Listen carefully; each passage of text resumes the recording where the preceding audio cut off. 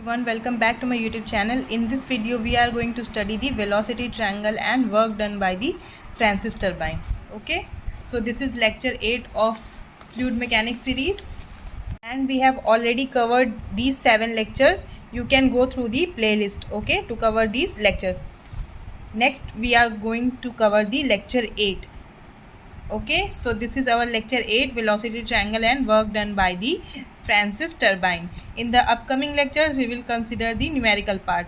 So if you haven't subscribed the channel, then please subscribe it to get the notification about the upcoming lectures. Okay, so now we will start our lecture 8, that is velocity triangle and work done by the Francis turbine. This is your velocity triangle for the Francis turbine, and we will understand the inlet velocity triangle and outlet velocity triangle for the Francis turbine. Okay, we will see all the angles, all the required angles, we will see all the required formulas of velocity triangle, and we will, in the next lecture, we will solve the numerical of it so that you can cover the entire topic simply. Okay, so first we will see the inlet velocity triangle. Okay, here inlet velocity triangle, alpha 1, beta 1.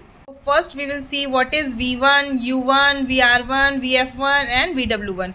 Okay, so simply v is your absolute velocity, u is your tangential velocity, vr is your relative velocity, vf is the velocity of flow, vw is the velocity of whirl.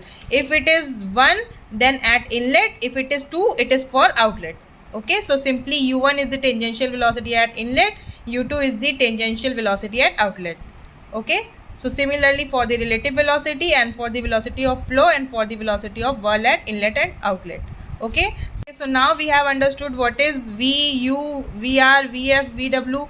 Next we will see what is alpha 1, beta 1 and beta 2. Okay, so here focus on the outlet velocity triangle. So for a Francis turbine, alpha 2 value will be equals to 90 degree, so w2 will become 0. Okay, remember this point that for a Francis turbine, okay, vw2 will be 0 when the flow is radially outward. Okay, so alpha is your guide blade angle and beta is your vane angle. Okay, b1, so alpha will be your guide blade angle at inlet, alpha 1, and alpha 2 will be your guide blade angle at outlet.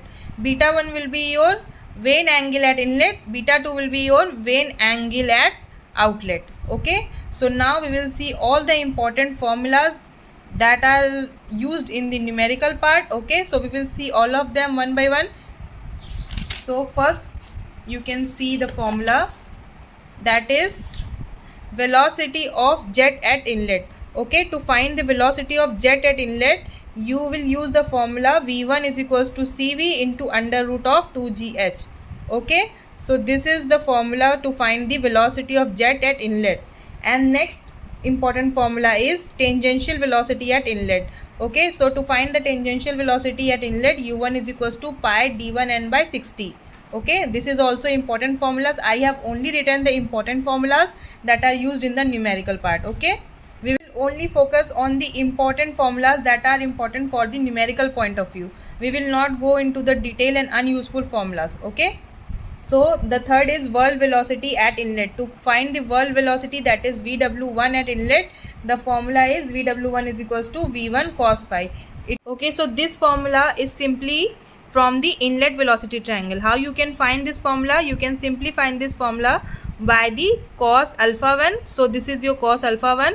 Cos alpha 1 will be base upon hypotenuse. So base will be your vw1 and hypotenuse is your v1. So base upon hypotenuse is your cos alpha 1. So you will get the value of vw1, v1 cos alpha 1. Okay, from inlet velocity triangle you will understand how you will get this formula. Okay, so these three formulas I have written as equation A. Okay, next we will see the angles. Okay, whirl velocity at outlet, you know that whirl velocity at outlet vw2 is 0.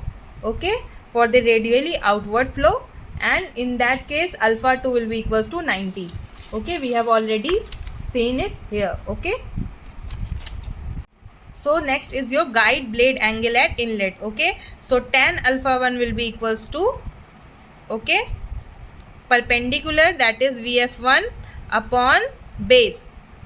Okay, tan inverse will be equals to tan inverse alpha 1 will be equals to perpendicular upon base. So perpendicular is VF1 and base is VW1. Okay, so alpha 1 will be equals to tan inverse VF1 upon VW1 simply from the inlet velocity triangle. Okay. Next we will see that is runner blade angle at inlet beta 1. Okay, runner blade angle at inlet beta. Okay, so it is equals to tan inverse VF1 upon VW1 minus U1. Now runner blade angle at outlet beta 2. So from the outlet velocity triangle you can see that this is beta 2 and tan beta 2 will be equals to perpendicular upon base. So perpendicular will be equals to VF2 and base is your U2. Okay, so in this case you will get the value of beta 2 as tan inverse VF2 upon U2. Okay, so these are all your important angles, that is alpha 1, alpha 2, beta 1 and beta 2. Okay, guide blade angle and runner blade angle. Next we will see some important formulas, that is work done per second. So how you can calculate the work done per second? You use the formula of mass flow rate multiplied by VW1 U1 plus minus VW2 U2. As we have already seen that for radially outward flow VW2 value will be equals to 0. So you will get the value of work done per second as m dot VW1 U1. So m dot is equals to rho a V1.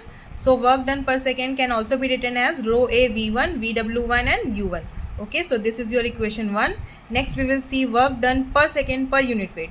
Okay, so simply divide this formula with the unit weight. Okay, so m dot that is mass flow rate will get cancelled and you will get the value as VW1 U1 by G.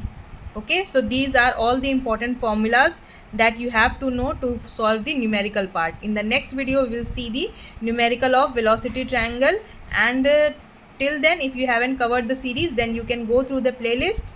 I hope you have understood this video. I will attach the PDF of this lecture in the description box, and please subscribe the channel to appreciate the effort in making this video. Okay, thank you for watching. Thank you.